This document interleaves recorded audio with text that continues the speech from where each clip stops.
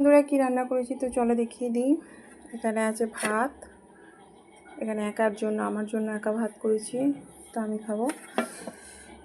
আর আছে এখানে হচ্ছে কালকের তরকারি, এই যে শাকের সবজিটা ছিল, বের করে আমি গরম করেছি। শাকের সবজিটা এটা ছিল, আর এটা করেছি আজকে, এই যে এটা আমি করেছি এই যে বরবটি দিয়ে, আলু দিয়ে, মাছ দিয়ে, এই যে বরবটি আলু মাছ দিয়ে মাখা মাখা মতন একটু ঝোল রেখেছি, এই যে এটা করেছি।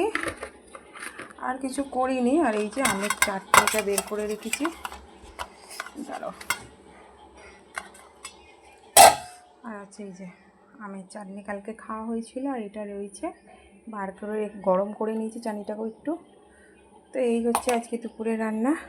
তো ভিডিওটা কেমন লাগলো লাইক কমেন্ট শেয়ার করে দিতে ভুলো না। তো চলো।